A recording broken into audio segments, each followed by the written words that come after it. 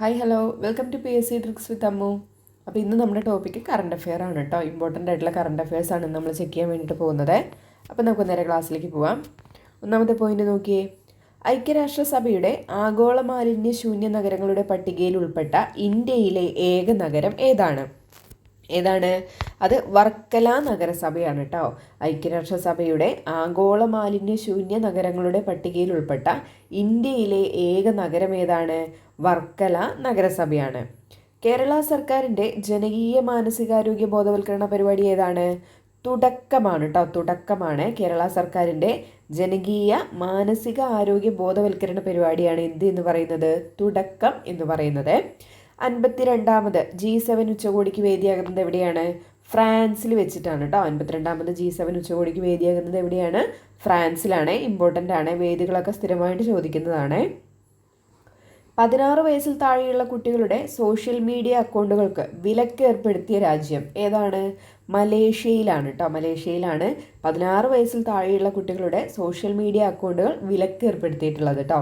നമ്മുടെ ഇവിടെയും അങ്ങനെ ഒരു നിയമം വരണമെന്നാണ് ഇപ്പോഴത്തെ ഇതൊക്കെ അനുസരിച്ചിട്ട് പറയാൻ പറ്റുള്ളൂ അല്ലേ. ഇപ്പം എന്തോരം ക്രൈമുകളാണ് നടക്കുന്നത്, ഒരുപാട് കുട്ടികളാണ് അതിൽ ഉൾപ്പെടുന്നത് എന്നുള്ളതാണ് ഒരുപാട് സങ്കടകരമായിട്ടുള്ളൊരു കാര്യം. അപ്പോൾ ഇവിടെ ഇങ്ങനത്തെ നിയമങ്ങളൊക്കെ വരട്ടെ. അപ്പോൾ 16 വയസ്സിൽ താഴെയുള്ള കുട്ടികളുടെ സോഷ്യൽ മീഡിയ അക്കൗണ്ടുകൾക്ക് വിലക്ക് ഏർപ്പെടുത്തിയ രാജ്യം ഏതാണ്? മലേഷ്യയാണ്. ഇന്ത്യയിലെ ആദ്യത്തെ കാർബൺ ന്യൂട്രൽ ഗ്രാമം ഏതാണ്? ചുമാറാണ് കേട്ടോ. ചുമാർ, ലഡാക്കിലെ ചുമാർ എന്ന് പറഞ്ഞിട്ടുള്ള ഗ്രാമമാണ് ഇന്ത്യയിലെ ആദ്യത്തെ കാർബൺ ന്യൂട്രൽ ഗ്രാമം കേട്ടോ. ഇമ്പോർട്ടൻ്റ് പോയിന്റ് ആണ്. അപ്പോൾ ഇന്ത്യയിലെ ആദ്യത്തെ കാർബൺ ന്യൂട്രൽ ഗ്രാമം ഏതാണ്? ലഡാക്കിലെ ചുമാർ ഗ്രാമമാണ്. ചുമാർ. കേരളത്തിലെ വിദ്യാർത്ഥികളെ കാർഷിക മേഖലയിലേക്കും പരിസ്ഥിതി സംരക്ഷണ പ്രവർത്തനങ്ങളിലേക്കും അടുപ്പിക്കാനുള്ള കേരള സർക്കാർ പദ്ധതി ഏതാണെന്ന് ചോദിച്ചാൽ ഏതാണ്? തളിരാണ് കേട്ടോ. തളിര്. കേരളത്തിലെ വിദ്യാർത്ഥികളെ കാർഷിക മേഖലയിലേക്കും അതുപോലെ തന്നെ പരിസ്ഥിതി സംരക്ഷണ പ്രവർത്തനങ്ങളിലേക്കൊക്കെ കൊണ്ടുപോകാനുള്ള അല്ലെങ്കിൽ അടുപ്പിക്കാനുള്ള കേരള സർക്കാരിൻ്റെ പദ്ധതി ഏതാണെന്ന് ചോദിച്ചാൽ അതേതാണ്? തളിരാണ്. തളിര്.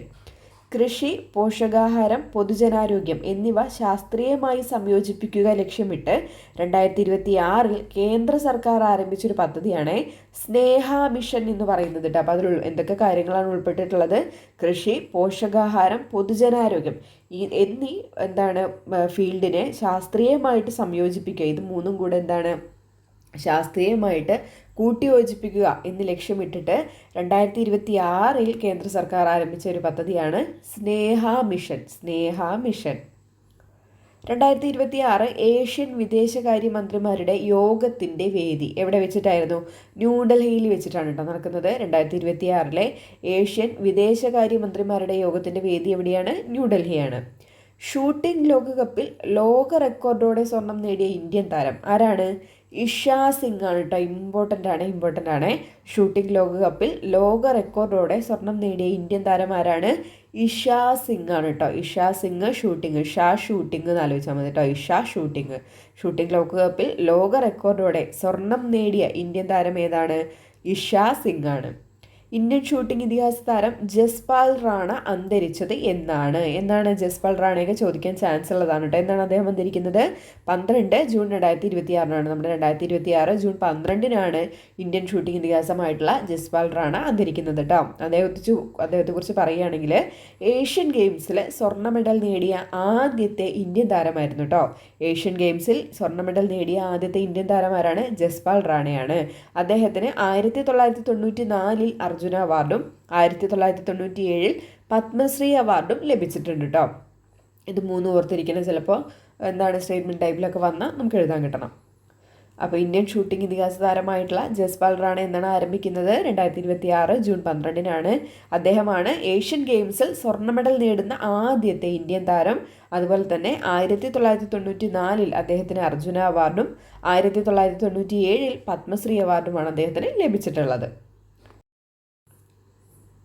നോർവേ ചെസ്സിൽ വിജയിയാവുന്ന ആദ്യത്തെ ഇന്ത്യൻ താരം ആരാണ്? ആർ പ്രഗ്യാനന്ദയാണ് കേട്ടോ. നോർവേ ചെസ്സിൽ വിജയിയാവുന്ന ആദ്യത്തെ ഇന്ത്യൻ താരം ആരാണ്? ആർ പ്രഗ്യാനന്ദയാണ് കേട്ടോ. ഞാൻ ഒരു വലിയൊരു ഫാനാണ് കേട്ടോ ആർ പ്രഗ്യാനന്ദൻ്റെ. ഞാൻ അവരുടെ മാച്ചസൊക്കെ വിടാണ്ട് കാണാറുണ്ട്. വൈശാലീനെ എനിക്ക് ഒരുപാട് ഇഷ്ടമാണ് കേട്ടോ. ഇവരുടെ ഈ ചൈൽഡ്ഹുഡ് സ്റ്റോറീസൊക്കെ കേട്ടിട്ടാണോന്നറിയില്ല. അവരുടെ മാച്ചസൊക്കെ കാണുന്ന സമയത്തൊരു ഒരു മോട്ടിവേഷൻ വരാറുണ്ട് എനിക്ക്. എന്താണെന്നറിയില്ല, പക്ഷേ എന്തോ അവർ രണ്ടാളെ എനിക്ക് ഒരുപാട് ഇഷ്ടമാണ്. അപ്പോൾ നോർവേ ചെസ്സിൽ വിജയിയാവുന്ന ആദ്യത്തെ ഇന്ത്യൻ താരമാരാണ്? ആർ പ്രഗ്യാനന്ദയാണ്. ഫ്രഞ്ച് ഓപ്പൺ ടെന്നീസ് പുരുഷ സിംഗിൾ കിരീടം നേടിയത് ആരാണ്? അലക്സാണ്ടർ സ്വരോവാണ് കേട്ടോ. ജർമ്മനിക്കാരനാണ് അലക്സാണ്ടർ സ്വരോവിനാണ് ഫ്രഞ്ച് ഓപ്പൺ ടെന്നീസ് പുരുഷ സിംഗിൾസ് കിരീടം നേടിയിട്ടുള്ളത്. ഇനി ഫ്രഞ്ച് ഓപ്പൺ വനിതാ സിംഗിൾസ് കിരീടം നേടിയത് ആരാണ്? മിര ആൻഡ്രീവയാണ് കേട്ടോ. റഷ്യക്കാരിയാണ് മിര ആൻഡ്രീവ. ഫ്രഞ്ച് ഓപ്പൺ ടെന്നീസ് പുരുഷ സിംഗിൾസ് കിരീടം നേടിയത് ആരാണ്? അലക്സാണ്ടർ സ്വരോവാണ്. ഫ്രഞ്ച് ഓപ്പൺ ടെന്നീസ് വനിതാ സിംഗിൾസ് കിരീടം നേടിയത് ആരാണ്? മീര ആൻഡ്രീവ ആണ്. ഫുട്ബോൾ ലോകകപ്പിൽ കളിക്കുന്ന ആദ്യത്തെ ഇന്ത്യക്കാരനും മലയാളിയുമായ വ്യക്തി ആരാണ്? തഹസീൻ മുഹമ്മദ് ജംഷീദാണ്. കണ്ണൂരുകാരനാണ്. കണ്ണൂർ എന്നുള്ളത് പ്രത്യേകം എടുത്തു പറയണേ. ഇങ്ങനെയുള്ള നമ്മുടെ മലയാളികളെയൊക്കെ ചോദിക്കുന്ന സമയത്ത് മിക്കവാറും അവരുടെ ജന്മസ്ഥലം അല്ലെങ്കിൽ അവരുടെ സ്ഥലമൊക്കെയാണ് ചോദിക്കാറുള്ളത്. കണ്ണൂരുകാരനാണ് തഹസീൻ മുഹമ്മദ് ജംഷീദ്. ഫുട്ബോൾ ലോകകപ്പിൽ കളിക്കുന്ന ആദ്യത്തെ ഇന്ത്യക്കാരനും മലയാളിയുമായ വ്യക്തിയാണ്. ഇമ്പോർട്ടൻ്റ് ക്വസ്റ്റ്യൻ ആണ്. തഹസീൻ മുഹമ്മദ് ജംഷീദ് എന്ന് പറയുന്നത് കണ്ണൂരുകാരനാണ് കേട്ടോ. അദ്ദേഹം കളിക്കുന്നത് ഖത്തർ ടീമിലാണ് കേട്ടോ. ഇമ്പോർട്ടൻ്റ് പോയിൻ്റാണ് കേട്ടോ, ഓർത്തിരിക്കണേ. കേട്ടിട്ടില്ല എന്നുണ്ടെങ്കിൽ എഴുതി വെക്കണം കേട്ടോ. ഏഷ്യ കപ്പ് അണ്ടർ-18 പുരുഷ ഹോക്കിയിൽ ജേതാക്കളായത് ആരാണ്? ഇന്ത്യയാണ്. ഏഷ്യ കപ്പ് അണ്ടർ-18 പുരുഷ ഹോക്കിയിൽ ജേതാക്കളായത് ആരാണ്? ഇന്ത്യ. രക്ഷിതാക്കളുടെ അഭാവത്തിൽ ഭിന്നശേഷിയുള്ളവർക്ക് സംരക്ഷണം ഉറപ്പാക്കാൻ കേരള സാമൂഹിക നീതി വകുപ്പ് ആവിഷ്കരിച്ച പദ്ധതി ഏതാണ്? അൻപ് വീടാണ് കേട്ടോ. അൻപ് വീട്. രക്ഷിതാക്കളുടെ അഭാവത്തിൽ ഭിന്നശേഷിയുള്ളവർക്ക് സംരക്ഷണം ഉറപ്പാക്കാൻ വേണ്ടിയിട്ടുള്ള കേരള സാമൂഹ്യ നീതി വകുപ്പ് ആവിഷ്കരിച്ചൊരു പദ്ധതിയാണ് എന്ത് എന്ന് പറയുന്നത്? അൻപ് വീട്. ഇന്ത്യയിൽ ആദ്യമായി ലോ എമിഷൻ സോൺ നടപ്പാക്കാൻ ഒരുങ്ങുന്ന നഗരം ഏതാണ്? പൂനെയാണ് കേട്ടോ. ഇന്ത്യയിൽ ആദ്യമായി ലോ എമിഷൻ സോൺ നടപ്പാക്കാൻ ഒരുങ്ങുന്ന നഗരം ഏതാണ്? പൂനെയാണ്. സംസ്ഥാനത്തെ ലഹരി മയക്കുമരുന്ന് സംഘങ്ങളുടെ ഉറവിടം കണ്ടെത്തി നശിപ്പിക്കാനുള്ള ഒരു കേരള സർക്കാരിൻ്റെ പദ്ധതിയാണ് ഓപ്പറേഷൻ തൂഫാൻ ദിനാർക്കോ ഹണ്ട് എന്ന് പറയുന്നത് കേട്ടോ. നമ്മുടെ റീസെൻ്റ് പ്രിലിംസിൽ വരെ ചോദിച്ചു അല്ലേ ഓപ്പറേഷൻ തൂഫാൻ എന്ന് പറയുന്നത്. അപ്പോൾ നമുക്ക് വി എഫ് ഐക്ക് നോക്കാനുള്ളത് ഓഗസ്റ്റ് ലാസ്റ്റ് വരേക്കുള്ളതും സെപ്റ്റംബറിലെ ഫസ്റ്റ് വീക്കിലെയും കറണ്ട് അഫെയർ വരെ നമ്മൾ നോക്കിയിരിക്കണം കേട്ടോ. കാരണം അതും വരാനുള്ള ചാൻസ് ഉണ്ട്. ഇപ്പോൾ പ്രിലിംസിൽ തൂഫാൻ വരെ ചോദിച്ചപ്പോൾ നമുക്ക് എന്തായാലും വി എഫ് ഐക്ക് സെപ്റ്റംബർ ഫസ്റ്റ് വീക്കിലെയും ഓഗസ്റ്റ് ലാസ്റ്റ് വരേക്കുള്ളത് നമ്മൾ നോക്കിയിരിക്കണം കേട്ടോ. ഓഗസ്റ്റ് ഫുള്ളും പിന്നെ സെപ്റ്റംബർ ഫസ്റ്റ് വീക്ക് നമ്മൾ കറണ്ട് അഫെയർ നോക്കിയിരിക്കണം കേട്ടോ വി എഫ് ഐക്ക് പോകണവർ. അപ്പോൾ സംസ്ഥാനത്തെ ലഹരി മയക്കുമരുന്ന് സംഘങ്ങളുടെ ഉറവിടം കണ്ടെത്തി നശിപ്പിക്കാനുള്ള കേരള സർക്കാരിൻ്റെ പദ്ധതി ഏതാണ്? ഓപ്പറേഷൻ തൂഫാൻ ദിനാർക്കോ ഹണ്ട്. മാതൃശിശു ആരോഗ്യ സംരക്ഷണത്തിനായി കേന്ദ്ര ആരോഗ്യ മന്ത്രാലയം ആരംഭിച്ച പ്ലാറ്റ്ഫോം ഏതാണ്? ജനനിയാണ് കേട്ടോ. ജനനിയാണ്. മാതൃശിശു ആരോഗ്യ സംരക്ഷണത്തിനായി കേന്ദ്ര ആരോഗ്യ മന്ത്രാലയം ആരംഭിച്ച പ്ലാറ്റ്ഫോം ഏതാണ്? ജനനി. ഇന്ത്യ തദ്ദേശീയമായി നിർമ്മിച്ച് വിജയകരമായി പരീക്ഷണം പൂർത്തിയാക്കിയ എയർ ടു സർഫസ് മിസൈലാണ് രുദ്രം 2 എന്ന് പറയുന്നത്. ഇന്ത്യ തദ്ദേശീയമായി നിർമ്മിച്ച് വിജയകരമായി പരീക്ഷണം പൂർത്തിയാക്കിയ എയർ ടു സർഫസ് മിസൈലാണ് രുദ്രം 2 എന്ന് പറയുന്നത്. ലോകത്തെ ഏറ്റവും ഉയർന്ന പ്രദേശത്തുള്ള നീളം കൂടിയ ട്യൂബ് ടണൽ ഇമ്പോർട്ടൻ്റ് ആണ്. ഏതാണ്? സോജില തുരങ്കപാതയാണ് കേട്ടോ. ലോകത്തിലെ ഏറ്റവും ഉയർന്ന പ്രദേശത്തുള്ള നീളം കൂടിയ ട്യൂബ് ടണലാണ് സോജില തുരങ്കപാത. കാശ്മീർ ടു ലഡാക്കാണ് ബന്ധിപ്പിക്കുന്നത്. എത്ര ദൂരമാണെന്ന് ചോദിച്ചാൽ 30.894 കിലോമീറ്റർ ആണ് കേട്ടോ ദൂരമായിട്ട് പറയുന്നത്. ഏറ്റവും ഉയർന്ന പ്രദേശത്തുള്ള നീളം കൂടിയ ട്യൂബ് ടണലാണ് സോജില തുരങ്കപാത. കാശ്മീർ ടു ലഡാക്കാണ്. 30.894 കിലോമീറ്ററാണ് അതിൻ്റെ നീളം എന്ന് പറയുന്നത്. സ്ത്രീ ശാക്തീകരണത്തിനായി 2026-27 കാലയളവിൽ രൂപവൽക്കരിച്ച പാർലമെൻ്ററി കമ്മിറ്റിയുടെ ചെയർപേഴ്സണായി നിയമിതയായത് ആരാണ്? ഡോക്ടർ ഡി പുരന്ദരേശ്വരിയാണ് കേട്ടോ. ഇമ്പോർട്ടൻ്റ് ക്വസ്റ്റ്യൻ ആണ്. സ്ത്രീ ശാക്തീകരണത്തിന് വേണ്ടിയിട്ട് 2026-27 കാലയളവിലേക്ക് രൂപവൽക്കരിച്ചിട്ടുള്ള പാർലമെൻ്ററി കമ്മിറ്റിയുടെ ചെയർപേഴ്സണായി നിയമിതയായത് ആരാണ്? ഡോക്ടർ ഡി പുരന്ദരേശ്വരിയാണ്. ഇനി നമുക്കറിയാം എന്തായാലും നമുക്ക് 2026 ഫിഫ വേൾഡ് കപ്പ് എന്നൊരു ചോദ്യം ഉറപ്പാണ് അല്ലേ. എത്രാമത്തെ എഡിഷനായിരുന്നു? 23ാമത്തെ ആയിരുന്നു കേട്ടോ ഫിഫ വേൾഡ് കപ്പ് 2026 നടന്നിട്ടുണ്ടായിരുന്നത്. ഏതൊക്കെയായിരുന്നു ആതിഥേയ രാജ്യങ്ങൾ? അമേരിക്ക, കാനഡ, മെക്സിക്കോ മുതലായ രാജ്യങ്ങളായിരുന്നു കേട്ടോ. ഏതൊക്കെയായിരുന്നു ആതിഥേയ രാജ്യങ്ങൾ? അമേരിക്ക, കാനഡ, മെക്സിക്കോ ആയിരുന്നു കേട്ടോ. നമ്മുടെ ഈ മെക്സിക്കോയ്ക്ക് അതിൽ പ്രത്യേകതയും കൂടി ഉണ്ട്. കാരണം 3 തവണ ലോകകപ്പിന് ആതിഥേയത്വം വഹിക്കുന്ന ലോകത്തിലെ ആദ്യത്തെ രാജ്യമായി ഈ 2026 വേൾഡ് കപ്പോടെ മെക്സിക്കോ കേട്ടോ. ഏതൊക്കെയായിരുന്നു വർഷം കൂടെ ഒന്ന് ഓർത്തിരിക്കണേ. 1970-ലും 1986-ലും ഇപ്പോൾ 2026-ലും അങ്ങനെ 3 വർഷം എന്ത് ചെയ്തിട്ടുണ്ട് ഈ ഫിഫ വേൾഡ് കപ്പിൽ ആതിഥേയത്വം വഹിക്കാൻ മെക്സിക്കോയ്ക്ക് കഴിഞ്ഞിട്ടുണ്ട്. അപ്പോൾ അങ്ങനെയുള്ള 3 തവണ ലോകകപ്പിന് ആതിഥേയത്വം വഹിക്കുന്ന ലോകത്തിലെ ആദ്യ രാജ്യമായിട്ട് ഏത് മാറി? മെക്സിക്കോ മാറിയിട്ടുണ്ട്. അതുപോലെ തന്നെ ചരിത്രത്തിൽ ആദ്യമായിട്ടാണ് 3 രാജ്യങ്ങൾ എന്ത് ചെയ്യുന്നത്? സംയുക്തമായിട്ട് ലോകകപ്പിന് വേദിയാകുന്നത്. ഏതായിരുന്നു? എന്ന് മുതലാണ് നടന്നിട്ടുണ്ടായിരുന്നത്? 2026 ജൂൺ 11 മുതൽ ജൂലൈ 19 വരെയായിരുന്നു ഈ വേൾഡ് കപ്പ് നടന്നിട്ടുണ്ടായിരുന്നത്. 2026 ജൂൺ 11 മുതൽ ജൂലൈ 19 വരെ. ഇത് നമുക്ക് എന്തായാലും ഒരു സിമ്പിൾ ക്വസ്റ്റ്യൻ ആയിട്ട് തരാൻ ഡയറക്റ്റ് ഒരു ക്വസ്റ്റ്യൻ ആയിട്ട് തരാൻ ചാൻസ് ഇല്ല. സ്റ്റേറ്റ്മെൻറ്റ് ടൈപ്പ് തന്നെയായിരിക്കും നമ്മളോട് ചോദിക്കുകയാണെങ്കിൽ ഇത് ചോദിക്കാൻ പോകുന്നത് കേട്ടോ. അപ്പോൾ നമ്മൾ ഈ ഡേറ്റും കാര്യങ്ങളൊക്കെ കൃത്യമായിട്ട് പഠിക്കേണ്ടതുണ്ട്. ഇനി എത്ര ടീമുകൾ ഉണ്ടായിരുന്നു? 48 ടീമുകളായിരുന്നു 2026 ഫിഫ വേൾഡ് കപ്പിൽ ഉണ്ടായിരുന്നത്. അതിലെ 48 ടീമുകളായിരുന്നേ. മുമ്പത്തെ എത്ര ടീമുകളായിരുന്നു? 32 ടീമുകളായിരുന്നു. അതിൽ നിന്ന് എങ്ങനെയായി 48 ടീമുകളായിട്ട് ഈ 2026 ഫിഫ വേൾഡ് കപ്പിൽ ഉയർത്തിയിട്ടുണ്ട്. അപ്പോൾ 48 ടീമുകളായിരുന്നു മത്സരത്തിനുണ്ടായിരുന്നത്. ആകെ മത്സരങ്ങൾ എത്രയായിരുന്നു? 104 മത്സരങ്ങളായിരുന്നു ഉണ്ടായിരുന്നത്. 16 നഗരങ്ങളിലായിട്ട് 16 സ്റ്റേഡിയങ്ങളിലായിരുന്നു വേദികൾ ഒരുക്കിയിട്ടുണ്ടായിരുന്നത്. അമേരിക്കയിൽ 11 വേദിയും മെക്സിക്കോയിൽ 3 വേദിയും കാനഡയിൽ 2 വേദിയുമാണ് ഉണ്ടായിരുന്നത്. ആരാണ് ചാമ്പ്യന്മാരായിരുന്നത്? നമുക്കറിയാം, എല്ലാവരും കണ്ടതാണ് അല്ലേ. സ്പെയിൻ ആയിരുന്നു ചാമ്പ്യന്മാരായിരുന്നു. റണ്ണറപ്പ് ആരായിരുന്നു? അർജൻറ്റീനയായിരുന്നു. ചാമ്പ്യന്മാരായിരുന്നു സ്പെയിനായിരുന്നു. റണ്ണറപ്പ് ആരായിരുന്നു? അർജൻറ്റീനയായിരുന്നു. ഒരുപാട് പ്രതീക്ഷയോടൊക്കെ ഇരുന്നതാണ് എല്ലാവരും അല്ലേ. ഞങ്ങൾക്ക് ഇവിടെയും പ്രഡിക്ഷനൊക്കെ ഉണ്ടായിരുന്നു കേട്ടോ. ഞാൻ വരെ പറഞ്ഞത് അർജൻറ്റീനയായിരുന്നു എന്നാണ്. അപ്പോൾ എന്തായാലും അത് പോയി. 3-ാം സ്ഥാനം ആർക്കായിരുന്നു? ഇംഗ്ലണ്ടിനായിരുന്നു. 4-ാം സ്ഥാനം ഫ്രാൻസിനായിരുന്നു. ഓർത്തിരിക്കുക, സ്പെയിന്, അർജൻറ്റീന, ഇംഗ്ലണ്ട്, ഫ്രാൻസ് കേട്ടോ. ഇനി മികച്ച കളിക്കാരന് നൽകുന്ന ഗോൾഡൻ ബോൾ ലഭിച്ചത് ആർക്കാണ്? സ്പെയിൻ കളിക്കാരനായിട്ടുള്ള റോഡ്രിക്കായിരുന്നു കേട്ടോ ലഭിച്ചിട്ടുണ്ടായിരുന്നത്. ഗോൾഡൻ റോഡ്രി എന്ന് ആലോചിച്ചാൽ മതി കേട്ടോ. ഗോൾഡൻ റോഡ്രി എന്തായാലും വരും കേട്ടോ, ഇമ്പോർട്ടൻ്റ് ആണ്. മികച്ച കളിക്കാരന് നൽകുന്ന ഗോൾഡൻ ബോൾ ലഭിച്ചത് ആർക്കാണ്? സ്പെയിനിലെ റോഡ്രി എന്ന് പറഞ്ഞിട്ടുള്ള കളിക്കാരനാണ്. ഇനി അടുത്തത് ടോപ്പ് സ്കോറർക്ക് നൽകുന്ന ഗോൾഡൻ ബൂട്ട് ആരാണ് നേടിയത്? കിലിയൻ എംബാപ്പയാണ് നേടിയത് കേട്ടോ. കിലിയൻ എംബാപ്പയാണ്. അദ്ദേഹം ഒരു റെക്കോർഡും കൂടെ ഉണ്ടാക്കിയിട്ടുണ്ട്. എന്തായിരുന്നു? നമ്മുടെ ഫിഫ വേൾഡ് കപ്പിൽ ഏറ്റവും കൂടുതൽ ഗോൾ നേടുന്ന താരം എന്ന റെക്കോർഡ് ആര് നേടി? കിലിയൻ എംബാപ്പെ നേടിയിട്ടുണ്ട് അല്ലേ. അങ്ങനെ ഗോൾഡൻ ബൂട്ട്, ടോപ്പ് സ്കോറർക്ക് നൽകുന്ന ഗോൾഡൻ ബൂട്ട് ആര് നേടി? കിലിയൻ എംബാപ്പെ നേടി അല്ലേ. ഇനി അടുത്തത് മികച്ച ഗോൾ കീപ്പർക്ക് നൽകുന്ന ഗോൾഡൻ ഗ്ലൗ ആരാണ് നേടിയത്? ഉനായി സിമോൺ ആണ് കേട്ടോ. ഉനായി സിമോൺ ആണ്, സ്പെയിൻ കളിക്കാനായിട്ടുള്ള ഉനായി സിമോൺ ആണ് മികച്ച ഗോൾ കീപ്പർക്കുള്ള ഗോൾഡൻ ഗ്ലൗ സ്വന്തമാക്കിയത്. അടുത്തത് യങ് പ്ലെയർ അവാർഡ് ആരാണ് ലഭിച്ചത്? സ്പെയിനിലെ പൗ കുബാർസിക്കാണ് ലഭിച്ചത്. സ്പെയിനിലെ പൗ കുബാർസിക്കാണ് യങ് പ്ലെയർ അവാർഡ് ലഭിച്ചിട്ടുള്ളത്. അപ്പോൾ ഇത് 4 golden ball, golden boot, golden glove, പിന്നെ യങ് പ്ലെയർ അവാർഡ്, ഇത് 4 ഇമ്പോർട്ടൻ്റ് ആണ്, പഠിച്ചിട്ട് പോണേ. ഫിഫ വേൾഡ് കപ്പിൽ ഏറ്റവും കൂടുതൽ ഗോൾ നേടുന്ന താരമെന്ന റെക്കോർഡ് നേടിയത് ആരാണ്? കിലിയൻ എംബാപ്പയാണ്. ഫ്രാൻസിൻ്റെ കിലിയൻ എംബാപ്പയാണ്. ഇനി 2026 കോമൺവെൽത്ത് ഗെയിംസ് ഇമ്പോർട്ടൻ്റ് ആണ്, അതും നമുക്ക് എന്തായാലും പ്രതീക്ഷിക്കാവേ. ആതിഥേയ നഗരം എവിടെയായിരുന്നു? സ്കോട്ട്ലാൻഡിലെ ഗ്ലാസ്കോ ആയിരുന്നു കേട്ടോ. ഗ്ലാസ്കോ ആയിരുന്നു. സ്കോട്ട്ലാൻഡിലെ ഗ്ലാസ്കോയിലായിരുന്നു ആതിഥേയ നഗരം എന്ന് പറയുന്നത്.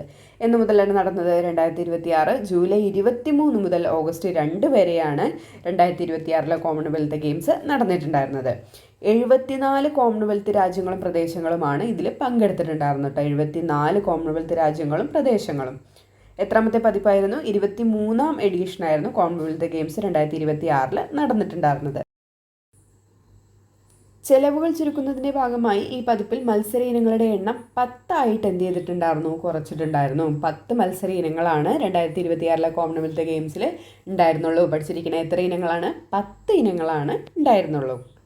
അപ്പോൾ ഏതൊക്കെയാണ് ആ 10 ഇനങ്ങളിൽ നിന്ന് നമുക്കൊന്ന് അറിഞ്ഞിരിക്കാം. എന്തൊക്കെയായിരുന്നു? അത്ലറ്റിക്സ് ആൻഡ് പാരാ അത്ലറ്റിക്സ്, നീന്തൽ, para swimming, 3x3 basket 3x3 wheel chair basket ഈ 3x3 ബാസ്കറ്റ് എന്ന് പറയുന്നത് നമ്മുടെ കുറഞ്ഞ ടൈമിൽ വളരെ വേഗത്തിൽ കളിച്ച് തീർക്കാവുന്നത് തന്നെ ബാസ്കറ്റ് ബോളിൻ്റെ തന്നെ വേറൊരു ചെറിയൊരു ഹ്രസ്വ രൂപമാണ് 3x3 ബാസ്കറ്റ് ബോൾ എന്ന് പറയുന്നത്.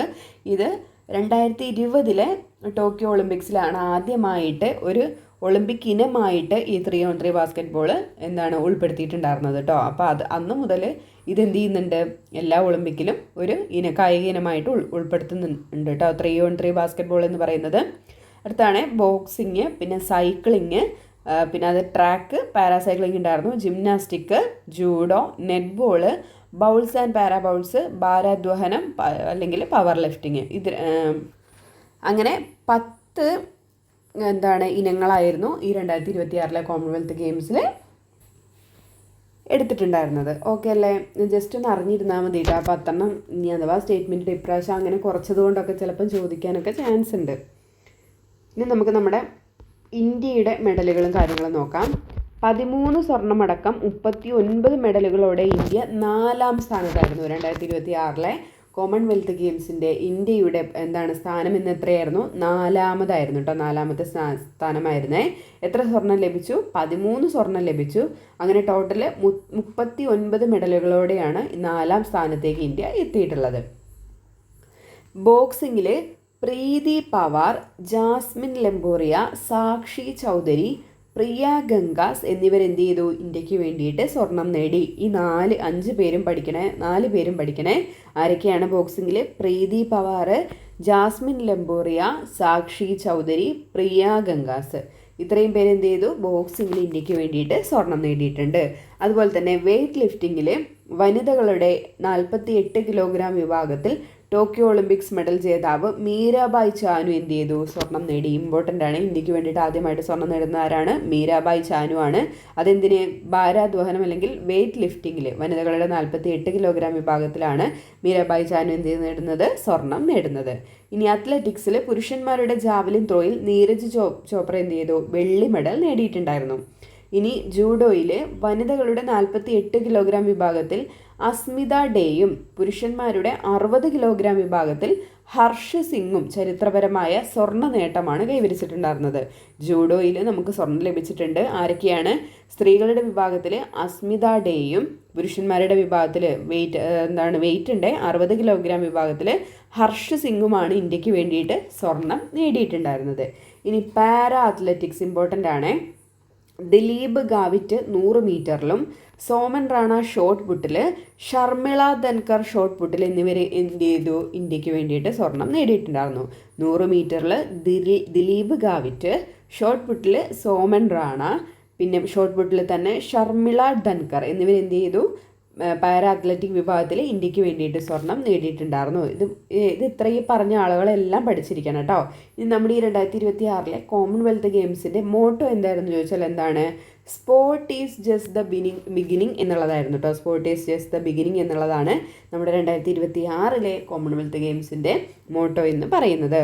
ഇനി അതിൽ നമ്മൾ ഇമ്പോർട്ടൻ്റ് ആയിട്ട് ഓർത്തിരിക്കേണ്ട ഒരു വ്യക്തിയുണ്ട്, എം ശ്രീശങ്കർ. അദ്ദേഹത്തിന് ലോങ് ജമ്പിൽ വെള്ളിയാണ് കേട്ടോ ലഭിച്ചത്. പുരുഷ വിഭാഗം ലോങ് ജമ്പിൽ മലയാളി താരം എം ശ്രീശങ്കർ എന്ത് ചെയ്തു? മെഡൽ നേടി. കോമൺവെൽത്ത് ഗെയിംസ് ലോങ് ജമ്പിൽ തുടർച്ചയായി 2 മെഡലുകൾ നേടുന്ന ആദ്യത്തെ ഇന്ത്യൻ താരം എന്ന ചരിത്ര നേട്ടം ആര് സ്വന്തമാക്കി? ശ്രീശങ്കർ സ്വന്തമാക്കി. 8.09 മീറ്റർ ദൂരം ചാടിയാണ് അദ്ദേഹം വെള്ളി സ്വന്തമാക്കിയത് കേട്ടോ. ഇമ്പോർട്ടൻ്റ് ആണ്, ഓർത്തിരിക്കണേ. മലയാളി ആയതുകൊണ്ട് ചിലപ്പോൾ ചോദിക്കാനുള്ള ചാൻസ് ഉണ്ട്. കോമൺവെൽത്ത് ഗെയിംസ് ലോങ് ജമ്പിൽ തുടർച്ചയായിട്ട് 2 മെഡലുകൾ നേടുന്ന ആദ്യത്തെ ഇന്ത്യൻ താരമെന്ന ചരിത്ര നേട്ടം ആരാണ് നേടിയിരിക്കുന്നത്? മലയാളിയായിട്ടുള്ള ശ്രീശങ്കർ നേടി. എത്ര മീറ്റർ ദൂരം ചാടിയിട്ടാണ് അദ്ദേഹം വെള്ളി സ്വന്തമാക്കിയത്? 8.09 മീറ്റർ ദൂരം ചാടിയിട്ടാണ് അദ്ദേഹം എന്ത് ചെയ്തത്? ഈ വെള്ളി കരസ്ഥമാക്കിയിട്ടുള്ളത്. ഇനി അതിൽ വേറൊരു പ്രത്യേകത എന്താണെന്ന് വെച്ചാൽ എലിസബത്ത് രണ്ടാമൻ രാജ്ഞിയുടെ വിയോഗത്തിന് ശേഷം ചാൾസ് മൂന്നാമൻ രാജാവ് ഉദ്ഘാടനം ചെയ്ത ആദ്യത്തെ കോമൺവെൽത്ത് ഗെയിംസ് ആയിരുന്നു നമ്മുടെ ഈ 2026 നടന്നിട്ടുണ്ടായിരുന്നത്. അപ്പോൾ കോമൺവെൽത്ത് ഗെയിംസ് വളരെയധികം ഇമ്പോർട്ടൻ്റ് ആണ്. ഈ പറഞ്ഞ പേരുകളെല്ലാം പഠിച്ചിരിക്കണേ. എവിടുന്നൊക്കെ എങ്ങനെയൊക്കെ ക്വസ്റ്റ്യൻസ് ഒന്നും വരുന്നതെന്ന് പറയാൻ പറ്റില്ല. ഇനി നമുക്ക് കുറച്ച് നിയമനങ്ങൾ നോക്കാം കേട്ടോ. നമ്മുടെ സുപ്രീം കോടതി ചീഫ് ജസ്റ്റിസ് ആരാണ്? 53ാമത് സുപ്രീം കോടതി ചീഫ് ജസ്റ്റിസ് ആരാണ്? ജസ്റ്റിസ് സൂര്യകാന്താണ് കേട്ടോ. ജസ്റ്റിസ് സൂര്യകാന്താണ്. ഇനി മുഖ്യ തെരഞ്ഞെടുപ്പ് കമ്മീഷണർ ആരാണ്? ഗ്യാനേഷ് കുമാറാണ്. മുഖ്യ തെരഞ്ഞെടുപ്പ് കമ്മീഷണർ ആരാണ്? ഗ്യാനേഷ് കുമാറാണ്. നിലവിലെ കൺട്രോളർ ആൻഡ് ഓഡിറ്റർ ജനറൽ ആരാണ്? സഞ്ജയ് മൂർത്തിയാണ് കേട്ടോ. സഞ്ജയ് മൂർത്തിയാണ് നിലവിലെ കൺട്രോളർ ആൻഡ് ഓഡിറ്റർ ജനറൽ എന്ന് പറയുന്നത്. UPSC ചെയർമാൻ ആരാണ്? ഡോക്ടർ അജയ് കുമാറാണ്. UPSC ചെയർമാൻ ആരാണ്? ഡോക്ടർ അജയ് കുമാറാണ്. ആരാണ് അറ്റോർണി ജനറൽ? ആർ വെങ്കിട്ടരമണിയാണ് നിലവിലെ അറ്റോർണി ജനറൽ. ഇനി തുഷാർ മേത്തയാണ് നിലവിലെ സോളിസിറ്റർ ജനറൽ എന്ന് പറയുന്നത് കേട്ടോ. Tushar Mehta. Reserve bank governor ആരാണ്? സഞ്ജയ് മൽഹോത്രയാണ്. അദ്ദേഹം 26ാമത്തെ ഗവർണറാണ്. 26ാമത്തെ RBI ഗവർണറാണ് ആരെന്ന് പറയുന്നത്? സഞ്ജയ് മൽഹോത്ര. ISRO ചെയർമാൻ ആരാണ്? Doctor V Narayanan. ISRO chairman ആരാണ്? Doctor V Narayanan. SEBI chairman ആരാണ്? തുഹിൻ കാന്ത പാണ്ഡെയാണ്. സെബി ചെയർമാൻ ആരാണ്? തുഹിൻ കാന്ത പാണ്ഡെ. ദേശീയ മനുഷ്യാവകാശ കമ്മീഷൻ ചെയർമാൻ ജസ്റ്റിസ് വി രാമസുബ്രഹ്മണ്യനാണ്. ദേശീയ മനുഷ്യാവകാശ കമ്മീഷൻ ചെയർമാൻ ആരാണ്? Justice V Ramasubramanian. ആരാണ് ദേശീയ വനിതാ കമ്മീഷൻ ചെയർപേഴ്സൺ? വിജയ കിഷോർ രഹത്കർ ആണ് കേട്ടോ. വിജയ കിഷോർ രഹത്കർ ആണ് ദേശീയ വനിതാ കമ്മീഷൻ ചെയർപേഴ്സൺ. ഇനി നീതി ആയോഗ് വൈസ് ചെയർമാൻ ആരാണ്? അശോക് കുമാർ ലാഹിരിയാണ്. നീതി ആയോഗ് സ്ഥിരമായിട്ട് ചോദിക്കുന്നതാണ്. നീതി ആയോഗ് വൈസ് ചെയർമാൻ ആരാണ്? അശോക് കുമാർ ലാഹിരിയാണ്. ആരാണ് നീതി ആയോഗിൻ്റെ നിലവിലെ CEO? ഇമ്പോർട്ടൻ്റ് ആണ്. ഇപ്പം ജസ്റ്റ് മാറിയിട്ടേ ഉള്ള ആരാണ്? അനുരാഗ് ജെയിനാണ് കേട്ടോ. അനുരാഗ് ജെയിനാണ് എന്തെന്ന് പറയുന്നത്?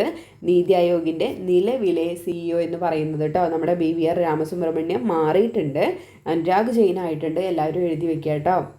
പഠിച്ചവർ നേരത്തെ നോക്കിയിട്ട് പഠിച്ചവരുണ്ടെങ്കിൽ എഴുതി വെക്കണ്ട, അറിയാത്തവരുണ്ടെങ്കിൽ എഴുതി വെക്കുക. കാരണം നീതി ആയോഗിൻ്റെ CEO ഒക്കെ സ്ഥിരമായിട്ട് ചോദിക്കുന്നതാണ്. ഇനി അടുത്തത് DRDO ചെയർമാൻ ആരാണ്? ഡോക്ടർ സമീർ വി കാമത്താണ് കേട്ടോ. DRDO ചെയർമാൻ ആരാണ്? Sameer V Kamath.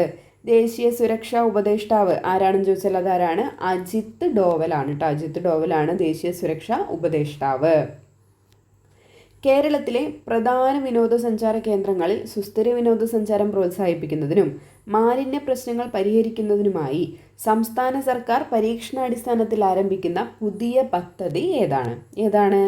Green marshal പദ്ധതിയാണ് കേട്ടോ. ഗ്രീൻ മാർഷൽ പദ്ധതി ഒന്നുകൂടെ വായിക്കാവേ. കേരളത്തിലെ പ്രധാന വിനോദസഞ്ചാര കേന്ദ്രങ്ങളിൽ സുസ്ഥിര വിനോദസഞ്ചാരം പ്രോത്സാഹിപ്പിക്കുന്നതിനും മാലിന്യ പ്രശ്നങ്ങൾ പരിഹരിക്കുന്നതിനുമായി സംസ്ഥാന സർക്കാർ പരീക്ഷണാടിസ്ഥാനത്തിൽ ആരംഭിക്കുന്ന പുതിയ പദ്ധതിയാണ് ഗ്രീൻ മാർഷൽ പദ്ധതി എന്ന് പറയുന്നത്. 2026 ജൂലൈയിൽ അന്താരാഷ്ട്ര ചെസ് ഫെഡറേഷൻ്റെ ഇടക്കാല പ്രസിഡന്റായി ചുമതലയേറ്റത് ആരാണ്? വിശ്വനാഥൻ ആനന്ദാണ്. ഇടക്കാല പ്രസിഡന്റായിട്ടാണ് കേട്ടോ. 2026 ജൂലൈയിൽ അന്താരാഷ്ട്ര ചെസ് ഫെഡറേഷൻ്റെ ഇടക്കാല പ്രസിഡന്റായിട്ട് ചുമതലയേറ്റത് ആരാണ്? വിശ്വനാഥൻ ആനന്ദാണ്. ധർമ്മേന്ദ്ര പ്രധാൻ രാജിവെച്ചതിനെ തുടർന്ന് പുതിയ വിദ്യാഭ്യാസ മന്ത്രിയായി ചുമതലയേറ്റത് ആരാണ്? പ്രഹ്ലാദ് ജോഷിയാണ്. ഇമ്പോർട്ടൻ്റ് ആണ്, ചിലപ്പോൾ ചോദിക്കാൻ നല്ല ചാൻസ് ഉണ്ട്. നമുക്കറിയാം നമ്മുടെ CJP ഒക്കെ ഇടപെട്ടിട്ട് നമ്മുടെ ധർമ്മേന്ദ്ര പ്രധാൻ എന്ത് ചെയ്തിട്ടുണ്ട്? രാജിവെച്ചിട്ടുണ്ട്. പകരം ആര് കയറി? പ്രഹ്ലാദ് ജോഷിയാണ് നമ്മുടെ ഇപ്പോഴത്തെ എഡ്യൂക്കേഷൻ മിനിസ്റ്റർ എന്ന് പറയുന്നത്. യുനെസ്കോയുടെ ലോക പൈതൃക പട്ടികയിൽ ഇടം നേടുന്ന ഇന്ത്യയിലെ 45ാമത്തെ സൈറ്റ് ഏതാണ്? ഉത്തർപ്രദേശിലെ സാരാനാഥാണ് കേട്ടോ. ഒരുപാട് വൈകിയില്ലേ ലോക പൈതൃക പട്ടികയിൽ ഇടം നേടാൻ വേണ്ടിയിട്ട്. അപ്പോൾ യുനെസ്കോയുടെ ലോക പൈതൃക പട്ടികയിൽ ഇടം നേടുന്ന ഇന്ത്യയിലെ 45ാമത്തെ സൈറ്റ് ഏതാണ്? ഉത്തർപ്രദേശിലെ സാരാനാഥാണ്.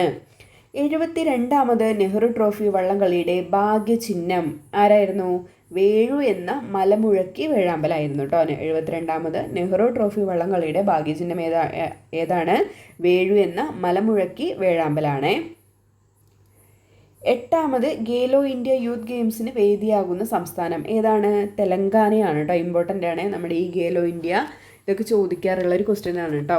ആ ഒരു ടൈപ്പ് ഈ ഖേലോ ഇന്ത്യ, അതുപോലെ തന്നെ അർജുന അവാർഡ്, അതുപോലെ തന്നെ രഞ്ജി ട്രോഫി, ഇങ്ങനെയുള്ള ആ വക ഒരു ക്വസ്റ്റ്യൻസ് ഉണ്ടല്ലോ, അതൊക്കെ PSCയുടെ എന്താണ് ടോപ്പിക്കുകളാണ് കേട്ടോ, ചോദിക്കാറുണ്ട്. അപ്പോൾ 8ാമത് ഖേലോ ഇന്ത്യ യൂത്ത് ഗെയിംസിന് വേദിയാകുന്ന സംസ്ഥാനം ഏതാണ്? തെലങ്കാനയാണ് കേട്ടോ. തെലങ്കാന. 2026 ഒക്ടോബർ 3 ഇന്ത്യൻ ദേശീയ ഫുട്ബോൾ ടീമും 5 തവണ ലോക ചാമ്പ്യന്മാരായ ബ്രസീലും തമ്മിലുള്ള ചരിത്രപരമായ സൗഹൃദ മത്സരത്തിന് വേദിയാകുന്നത് എവിടെ വെച്ചിട്ടാണ്? കൊൽക്കത്തയിലെ സാൾട്ട് ലേക്ക് സ്റ്റേഡിയത്തിൽ വെച്ചിട്ടാണ് കേട്ടോ. കൊൽക്കത്തയിലെ സാൾട്ട് ലേക്ക് സ്റ്റേഡിയത്തിൽ വെച്ചിട്ടാണ് എന്ത് ചെയ്യുന്നുണ്ട്? ബ്രസീലും അതുപോലെ തന്നെ ഇന്ത്യൻ ദേശീയ ഫുട്ബോൾ ടീമും കൂടെ ഒരു സൗഹൃദ മത്സരത്തിന് മത്സരം നടക്കുന്നത് കേട്ടോ. സാൾട്ട് ലേക്ക് സ്റ്റേഡിയത്തിൽ വെച്ചിട്ടാണ്. നമുക്ക് സാഹിത്യ പുരസ്കാരങ്ങൾ നോക്കാവേ. 2025 വയലാർ രാമവർമ്മ സാഹിത്യ പുരസ്കാരം നേടിയത് ആർക്കാണ്? ഇ സന്തോഷ് കുമാറിനാണ് ലഭിച്ചത്. 2025 വയലാർ രാമവർമ്മ സാഹിത്യ പുരസ്കാരം ആര് നേടി? ഇ സന്തോഷ് കുമാറിനാണ് നേടിയിരിക്കുന്നത്. അദ്ദേഹത്തിൻ്റെ തപോമയിയുടെ അച്ഛൻ എന്ന് പറഞ്ഞിട്ടുള്ള കൃതിക്കാണ് കേട്ടോ ഈ ഒരു അവാർഡ് ലഭിച്ചിരിക്കുന്നത്. 2026 പത്മപ്രഭ സാഹിത്യ പുരസ്കാരം നേടിയത് ആരാണ്? ആർ രാജശ്രീയാണ്. 2026 പത്മപ്രഭ സാഹിത്യ പുരസ്കാരം ആര് നേടി? രാജശ്രീ നേടി. അദ്ദേഹത്തിൻ്റെയാണ് ആത്രേകം എന്ന് പറഞ്ഞിട്ടുള്ള ഒരു കൃതിയിട്ട് ഇമ്പോർട്ടൻ്റ് ആണ്. ആത്രേകം. അതുപോലെ തന്നെ കല്യായിണി എന്നും ദാക്ഷായണി എന്നും പേരായ 2 സ്ത്രീകളുടെ കഥ. അതെടുക്കാൻ കാരണം എന്താണെന്ന് വെച്ചാൽ ഈ 2026 പബ്ലിഷ് ആയിട്ടുള്ള ആർ രാജശ്രീയുടെ ബുക്കാണ്. കല്യായിണി എന്നും ദാക്ഷായണി എന്നും പേരായ 2 സ്ത്രീകളുടെ കഥ എന്ന് പറയുന്നത് ആര് എഴുതിയതാണ്? പത്മപ്രഭ സാഹിത്യ പുരസ്കാര ജേതാവായിട്ടുള്ള ആർ രാജശ്രീയുടെ കഥയാണ് കേട്ടോ. ഇനി 2025 ആർക്കാണ് നേടിയത് പത്മപ്രഭ സാഹിത്യ പുരസ്കാരം? ആലങ്കോട് ലീലാകൃഷ്ണനായിരുന്നു കേട്ടോ. ആലങ്കോട് ലീലാകൃഷ്ണൻ.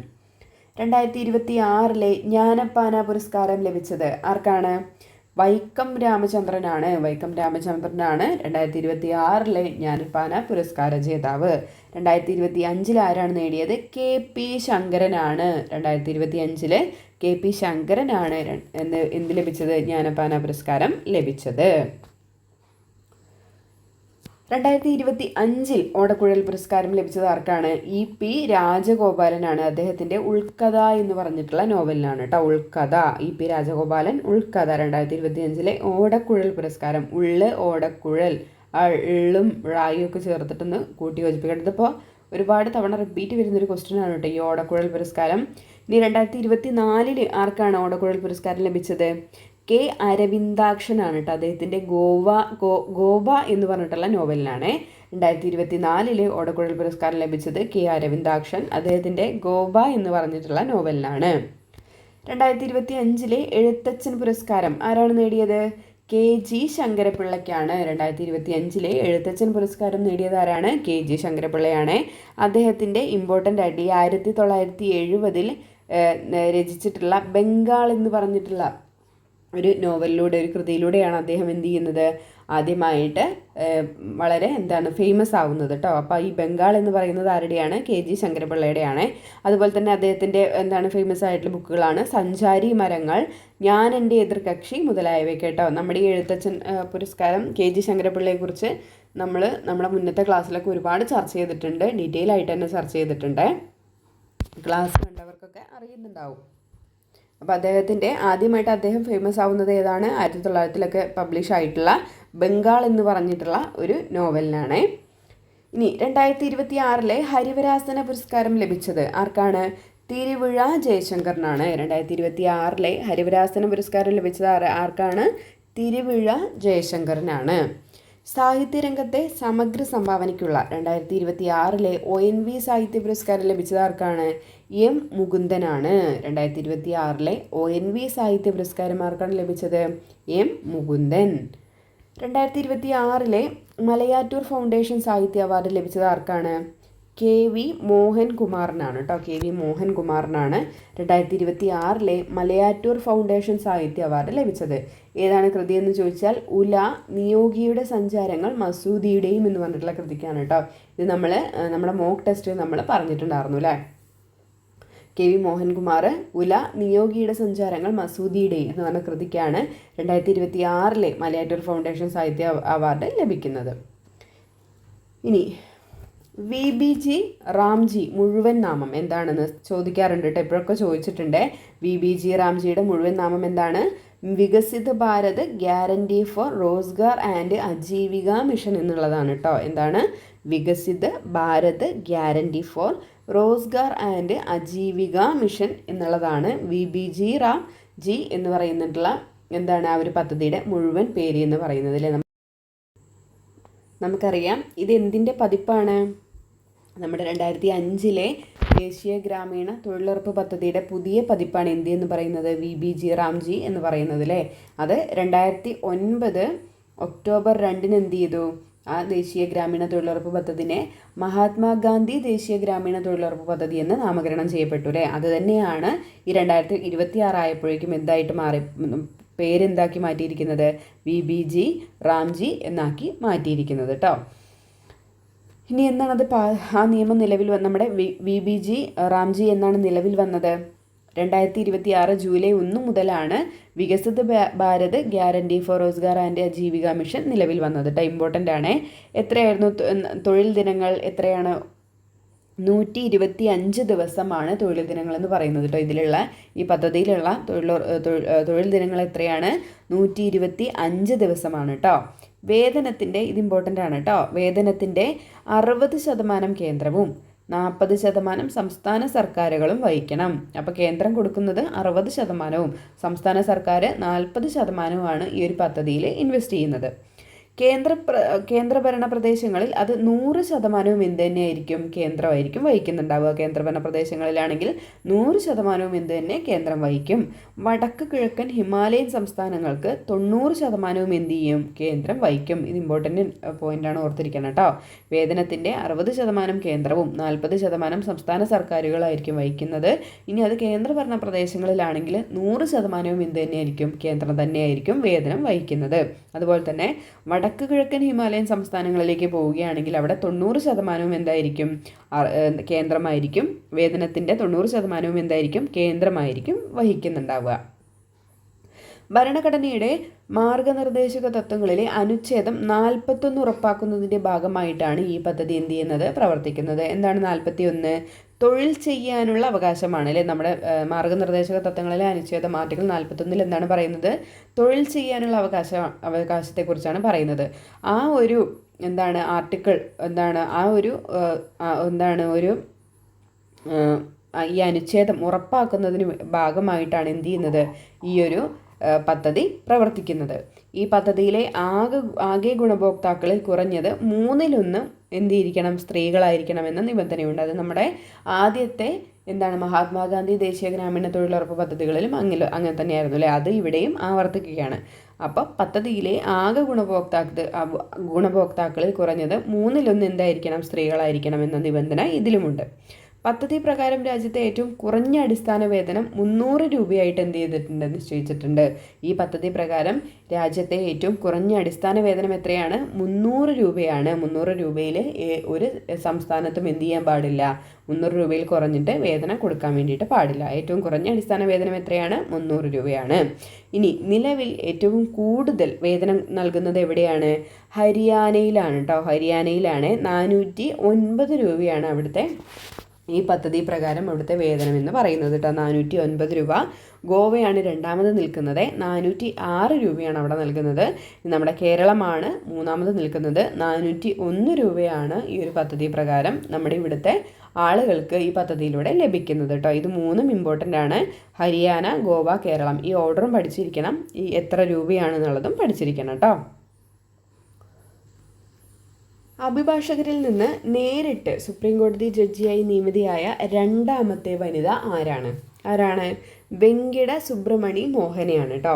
അഭിഭാഷകരിൽ നിന്ന് നേരിട്ടിട്ട് സുപ്രീം കോടതി ജഡ്ജിയായി നിയമിതയായ രണ്ടാമത്തെ വനിതയാണ് വെങ്കിട സുബ്രമണി മോഹന എന്ന് പറയുന്നത്. അപ്പോൾ നമ്മുടെ ഇന്നത്തെ കറണ്ട് അഫെയർ ക്ലാസ് ഇവിടെ കഴിഞ്ഞിട്ടുണ്ട് കേട്ടോ.